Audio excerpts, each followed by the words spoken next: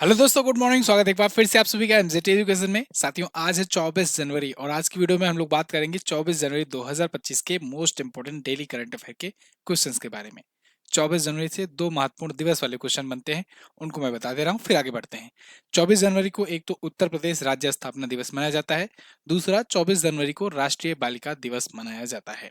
राष्ट्रीय बालिका दिवस के बारे में अभी हम लोग आगे समझेंगे। चलिए शुरुआत करेंगे वन लाइनर से। तो वन लाइनर सबसे पहले जो कल का पढ़े हैं उसका रिवीजन करेंगे, फिर आज की तरफ बढ़ते हैं। कल हम लोगों ने पढ़ा था 23 जनवरी को किसकी जयंती पर पराक्रम दिवस मनाया गया। तो नेताजी सुभाष चंद्र बोस जी की जयंती पर यह मनाया जाता है। 2021 से इसकी शुरुआत हुई थी। इसके अलावा विश्व स्वास्थ्य संगठन और पेरिस जलवायु समझौते से बाहर होने वाला राज्य बन गया है, देश बन गया है अमेरिका। और एडलमैन ट्रस्ट बैरोमीटर रैंकिंग 2025 में भारत है तीसरे स्थान पर। इसके अलावा पहले पर चीन यहाँ पर है। इसके अलावा कल हम लोगों ने पढ़ा था कि तीसरा राष्ट्रीय खनन मंत्रियों का सम्मेलन ये कोणार्क उड़ीसा में आयोजित हुआ। How India scaled mount G20, इसके लेखक हैं अमिताभ कांत। जो G20 अब जब इंडिया ने होस्ट किया था तो उसमें शेरपा बनाए गए थे। और ब्रिक्स का भागीदार देश यानी पार्टनर कंट्री अभी हाल ही में बना है नाइजीरिया। इसके अलावा कल हम लोगों ने पढ़ा था मुथूट फाइनेंस ने महाकुंभ में मुफ्त लॉकर सुविधा शुरू की है। एएसआई पुरातत्वविदों को उड़ीसा में 1200 साल पुराने बौद्ध मठ मिले हैं। और 22 जनवरी से 8 मार्च तक बेटी बचाओ बेटी पढ़ाओ योजना की 10वीं वर्षगांठ मनाई जा रही है। ये महिला एवं बाल विकास मंत्रालय के द्वारा मनाया जा रहा है। बॉम्बे हाई कोर्ट के नए चीफ जस्टिस नियुक्त किए गए हैं आलोक आराधे। ये टॉप 10 करंट अफेयर के क्वेश्चंस थे कल की वीडियो से, जिनका आपने रिवीजन किया है 1 मिनट में। अब हम लोग आज की तरफ बढ़ेंगे, लेकिन उससे पहले साथियों, रिपब्लिक डे ऑफर शुरू हो चुका है एमजेटी ऐप पर। और इस ऑफर के तहत ध्यान से सुनिएगा, संकल्प बैच, जीएस सफलता बैच, अर्जुन बैच या जितने भी वीडियो कोर्सेज हैं एमजेटी ऐप पर जो अवेलेबल हैं, इन सब पर आपको 70% तक का डिस्काउंट दिया जा रहा है। और इस डिस्काउंट के बाद प्राइजेस जो हैं ये 199 पर राउंड ऑफ होकर के हो गई हैं। मात्र 199 में कंप्लीट बैच आपको मिल रहा है। तो एक बार फिर से मौका है, फिर से ऑफ ऑन हुआ, फिर से ओपन हुआ है, तो आप जा करके एडमिशन ले सकते हो। एमजेटी ऐप पर जाना है आपको और वीडियो कोर्स सेक्शन में जाना है। लॉगिन अगर जिनको जिनको समस्या आ रही लॉगिन करने में ऐप में, तो वो लॉगिन विद गूगल क्लिक कर लिया करें, आराम से हो जाएगा। ठीक है, जिनको ओटीपी नहीं मिल पा रहा होता है। इसके अलावा अगर कोई जानकारी चाहिए, कोई डाउट है, तो व्हाट्सएप कर सकते हैं। डिस्क्रिप्शन में व्हाट्सएप का नंबर आपको मिल जाएगा। एमजेटी ऐप आपको गूगल प्ले स्टोर पर मिलेगा। चलिए पहला क्वेश्चन देखते हैं, हाल ही में राष्ट्रीय बालिका दिवस कब मनाया गया। तो जैसे कि मैंने शुरुआत में ही बताया, राष्ट्रीय बालिका दिवस 24 जनवरी को मनाया जाता है। तो राष्ट्रीय बालिका दिवस आज मनाया जा रहा है। ये क्यों मनाया जाता है? क्योंकि 24 जनवरी को ही 1966 में 1966 में भारत में पहली बार किसी महिला को प्रधानमंत्री बनाया गया था। भारत की पहली महिला प्रधानमंत्री के रूप में इंदिरा गांधी जी ने शपथ ली थी। और तब से आज तक कोई और महिला प्रधानमंत्री बन भी नहीं पाई। तो इकलौती और पहली महिला प्रधानमंत्री इंदिरा गांधी जी के शपथ ग्रहण को याद करते हुए ये बालिका दिवस मनाते हैं। ठीक है ना? मतलब ये जयंती पर नहीं है। इंदिरा गांधी की जयंती पर ऑप्शन आपको देखने को मिल जाएगा, और उस ऑप्शन को अगर लगा दोगे तो काम गड़बड़ हो जाएगा। इंदिरा गांधी जी शपथ ली थी, ठीक है, उनकी जयंती नहीं होती है। तो 24 जनवरी को 1966 याद रखना। 2008 से इसकी शुरुआत की गई थी। अच्छा, अंतर्राष्ट्रीय महिला दिवस अगर पूछा जाए तो 8 मार्च बताना। राष्ट्रीय महिला दिवस पूछा जाए तो आप 13 फरवरी बताना। 13 फरवरी ये सरोजनी नायडू जी की जयंती पर मनाते हैं। सरोजनी नायडू, भारत की पहली राज्यपाल, महिला राज्यपाल। नायडू भारत की पहली महिला राज्यपाल थी सरोजनी नायडू। कोकिला, भारत की कोकिला जिन्हें कहते थे। तो इनकी जयंती पर 13 फरवरी को मनाते हैं राष्ट्रीय महिला दिवस। और अंतर्राष्ट्रीय महिला दिवस तो 8 मार्च को मनाया जाता है। अच्छा, 13 फरवरी को ही विश्व रेडियो दिवस भी मनाते हैं, ये भी ध्यान रखना।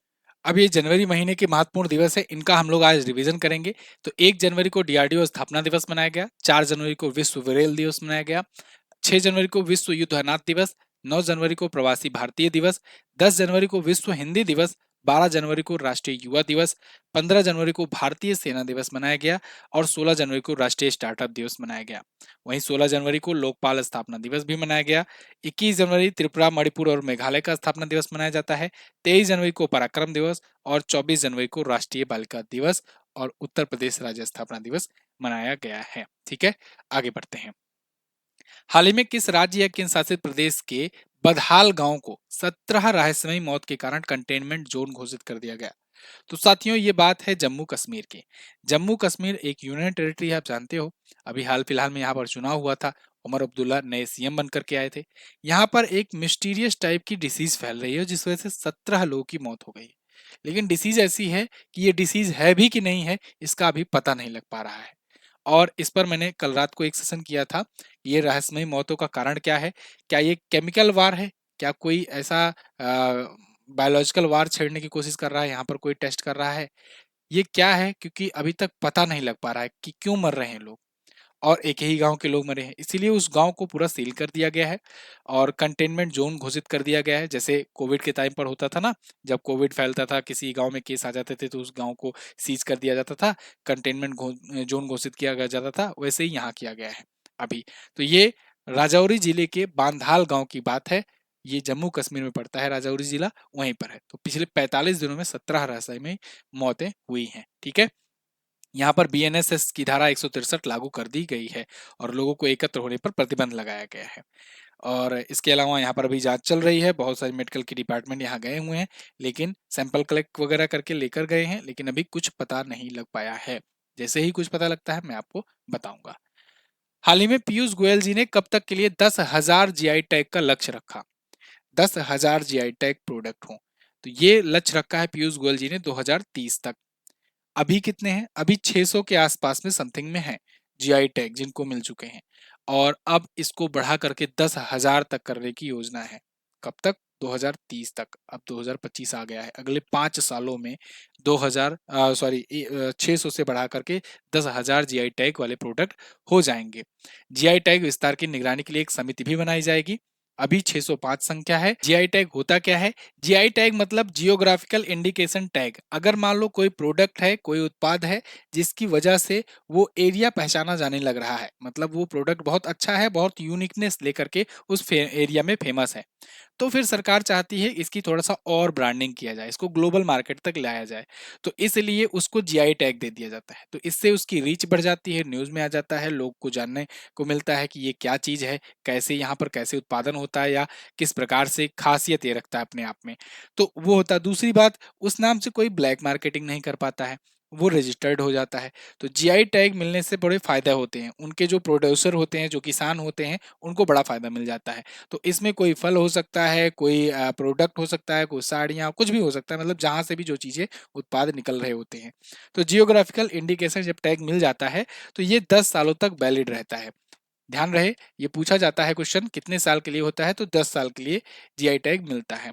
शुरुआत इसकी की गई थी जियोग्राफिकल इंडिकेशन रजिस्ट्रेशन एंड संरक्षण अधिनियम 1999 के तहत। ये बिल लाया गया था 1999 में। ये बिल 2003 में जाकर के एक्ट बनता है। 2003 में एक्ट हो जाता है, ये मतलब अधिनियम बन गया, कानून बन गया। लेकिन पहला प्रोडक्ट मिला 2004 को। 2004 में पहले प्रोडक्ट को जीआई टैग मिला, जो है दार्जिलिंग की चाय।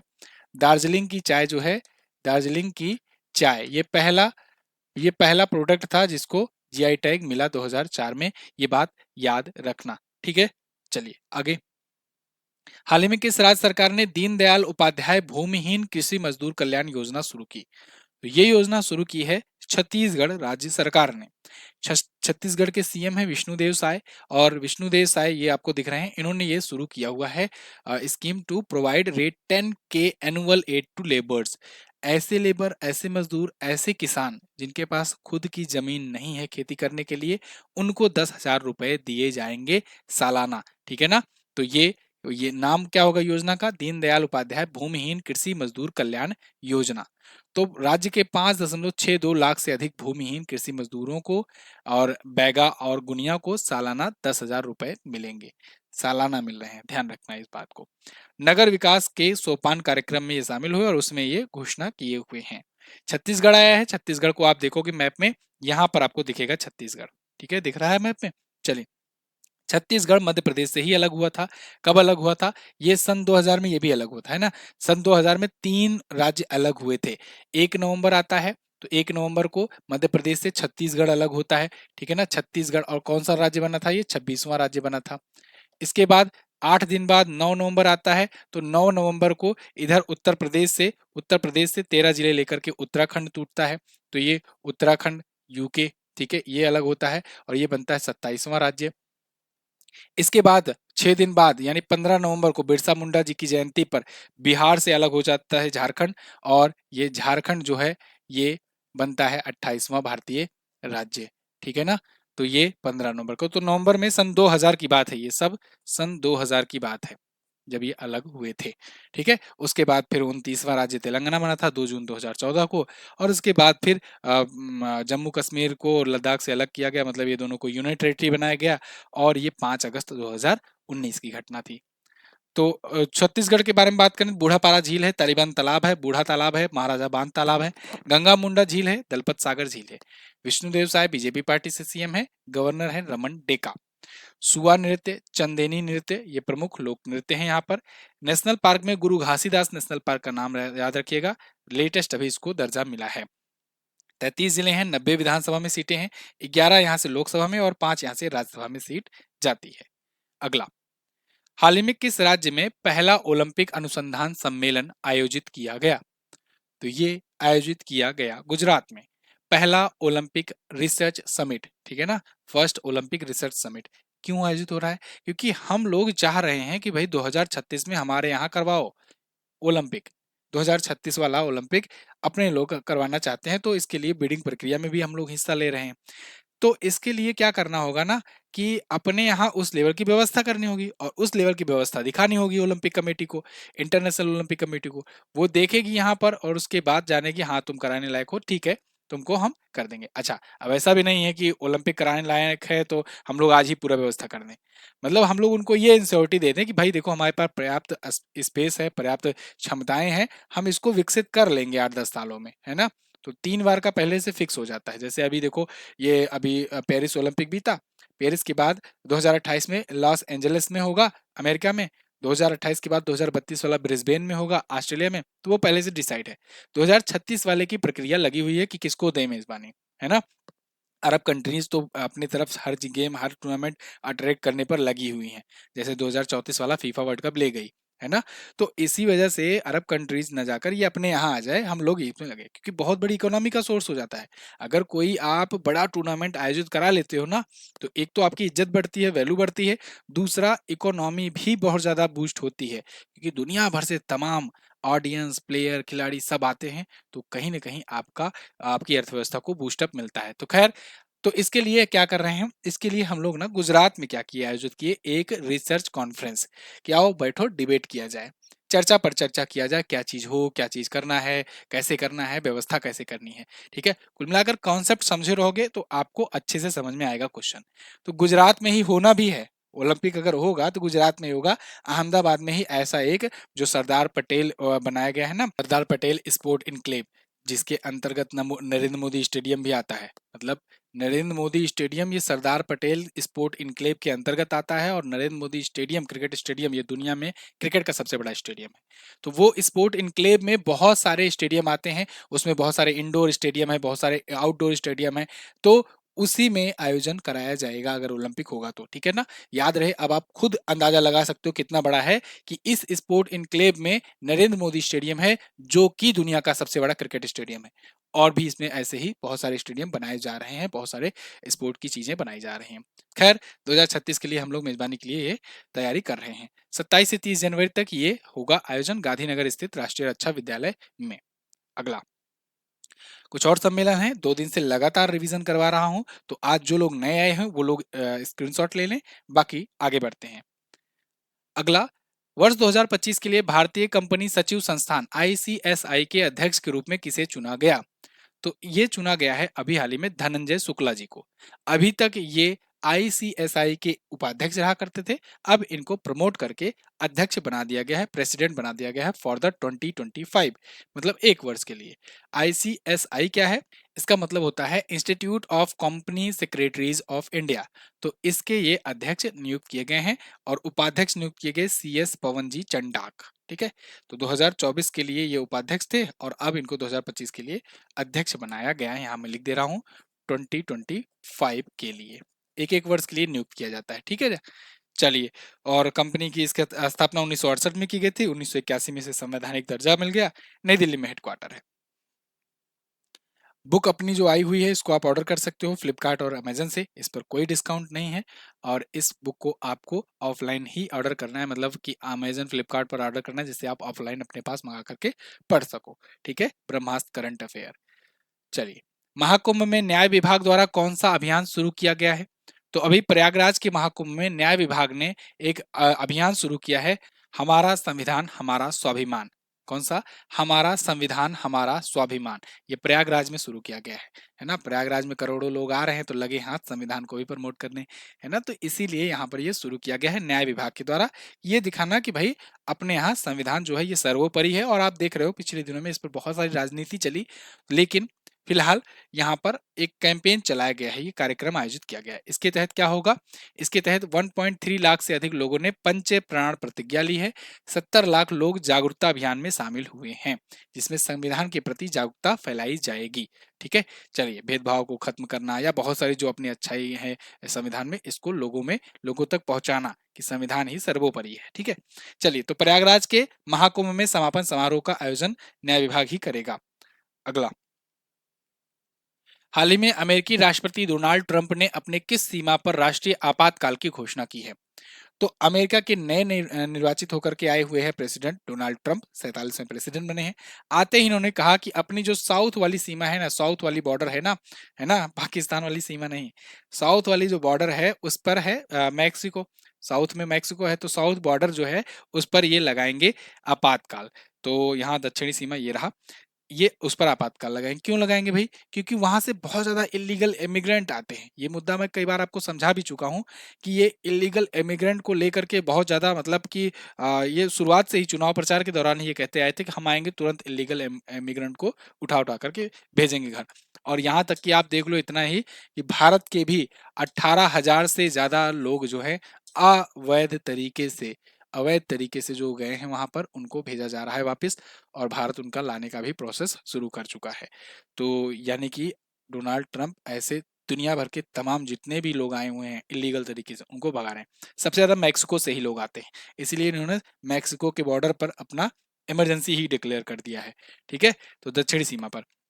बाकी कल की वीडियो में मैंने जैसे कि आपको बताया था कि डब्ल्यूएचओ से और पेरिस जलवायु समझौते से अमेरिका को बाहर कर लिए हैं। ये दोनों क्वेश्चन याद ही रखना है आपको।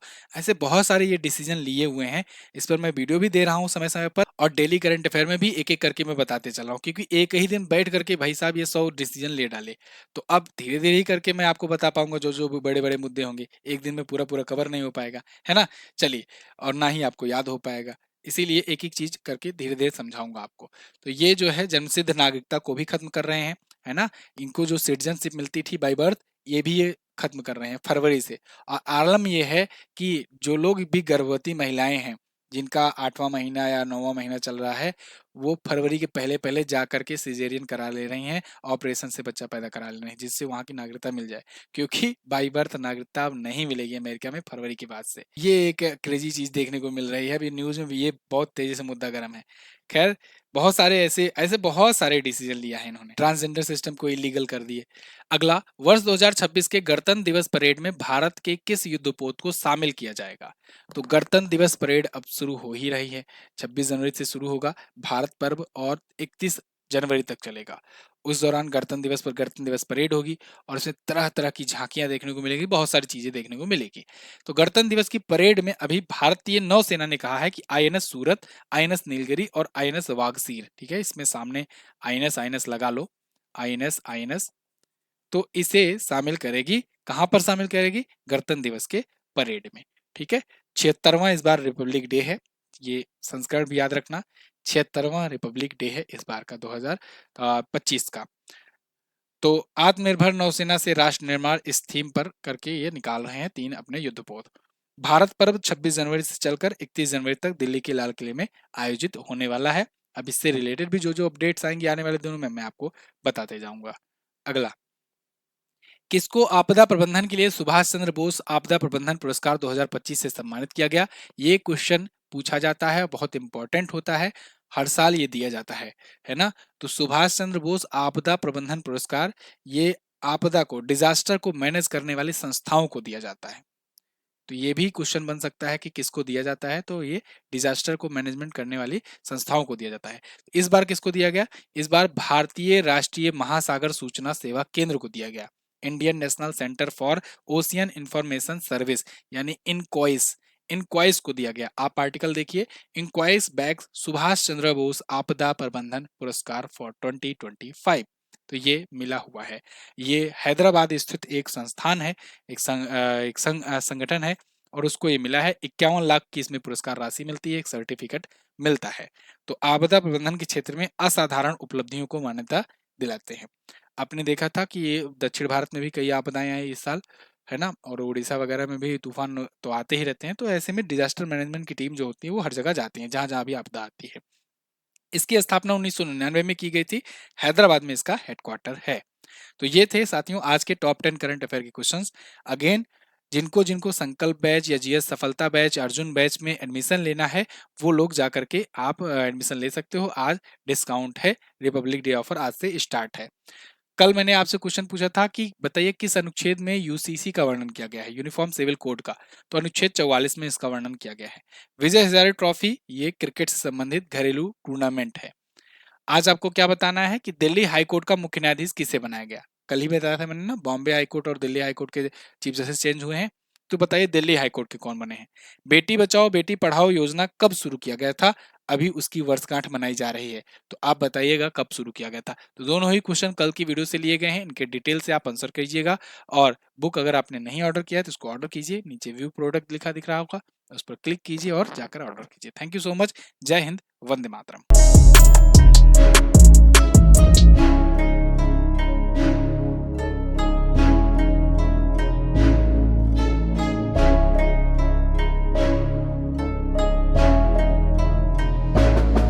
करंट अफेयर्स मतलब एमजेटी एजुकेशन।